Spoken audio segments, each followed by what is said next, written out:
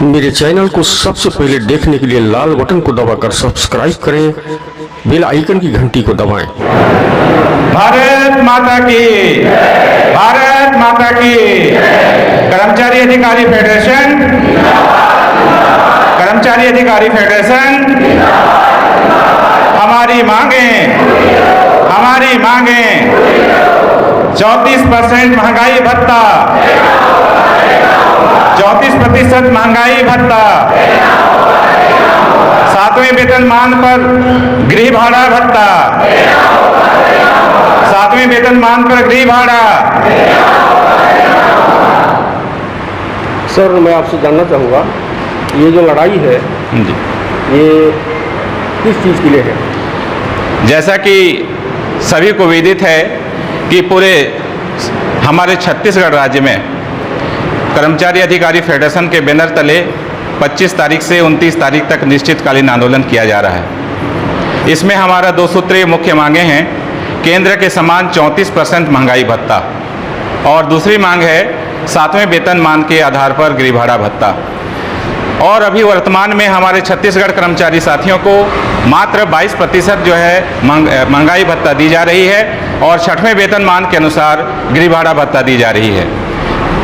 और अन्य प्रदेशों में हमारे प्रदेश की तुलना में अधिक महंगाई भत्ता दी जा रही है, जिससे हमारे छत्तीसगढ़ के समस्त शासकीय कर्मचारी आर्थिक रूप से शोषित हो रहे हैं। इसलिए कर्मचारी फेडरेशन की ओर से हमारी मांग है कि हमारी जो भी 34% महंगाई भत्ता है, जल्द से जल्द उसको राज्य शासन दे। अगर 29 तक हमारी इस दोनों मांग पर शासन उचित निर्णय नहीं लेती है तो भविष्य में हमारा कर्मचारी अधिकारी फेडरेशन अनिश्चितकालीन आंदोलन के लिए बाध्य होगा, जिसके लिए शासन स्वयं जिम्मेदार रहेगी। जी सर, ये मुख्यमंत्री ने कुछ कहा है इसी? अभी विधानसभा सत्र में भी विपक्ष के विधायकों ने इस पर मुद्दा उठाया था और मीडिया के माध्यम से हमें पता चला है कि उन्होंने इस बात को स्वीकार किया कि राज्य में महंगाई भत्ता 22% दी जा रही है और केंद्र के समान जो महंगाई भत्ता है यथा स्थिति समय दिया जाएगा। उन्होंने स्पष्ट नहीं कहा है कि कब दिया जाएगा, लेकिन अभी तक खुल के उन्होंने हमारे इस मांग का उन्होंने पूरा समर्थन या पूरा नहीं किया है। जी, यथार्थ स्थिति का मतलब क्या निकलता है? ये अभी किसी के समझ में नहीं आ रही है, कब देना चाह रही है ये शासन स्पष्ट नहीं कर रही है। कौन सा स्थिति का सरकार इंतजार कर रहा है? एक और शासन हमेशा वित्तीय स्थिति का हवाला देती है और राज्य शासन को महंगाई भत्ता देने में हमेशा राज्य की वित्तीय स्थिति का जो है ये दिया जाता है, किंतु जब विधायकों और मंत्रियों की वेतन भत्ते की बात आती है तो वहाँ जो है उनके वेतन और भत्ते में वृद्धि हो जाती है, जिसमें राज्य के कोष में कोई फर्क नहीं पड़ता, जिससे जो है राज्य के कर्मचारी सभी आक्रोशित हैं।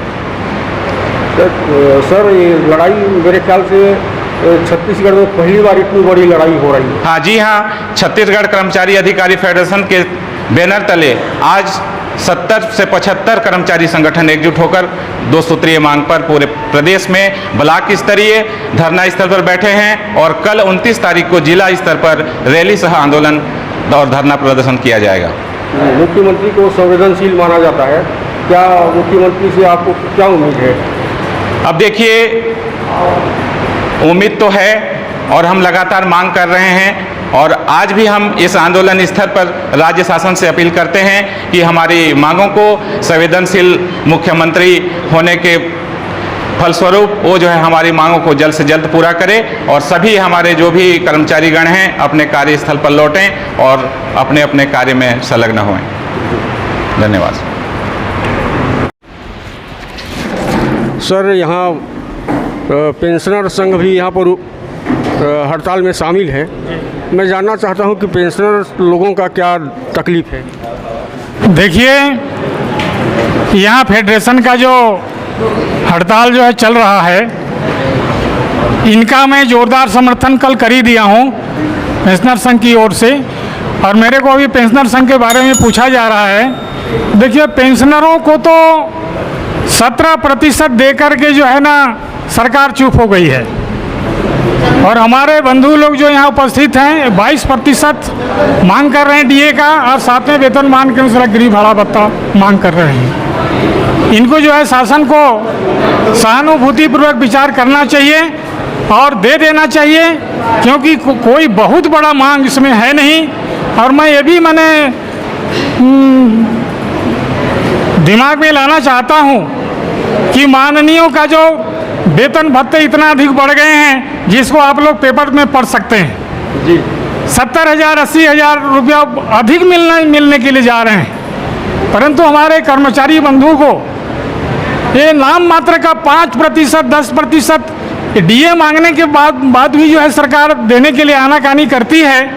ये निश्चित रूप से जो है सरकार की नासमझी में मानूंगा, और मैं निवेदन करूंगा हमारे भूपेश बघेल जी से कि इस पर वो सहानुभूतिपूर्वक विचार करें और जो 2 सूत्री मांग है उसको जरूर पूरा करें। जैसे 34% महंगाई भत्ता MP में दिया जा रहा है, और यहाँ जैसे क्या है छत्तीसगढ़ लोगों को, यहाँ के कर्मचारियों को मात्र पेंशनरों को 17% दे करके ठग दिया गया।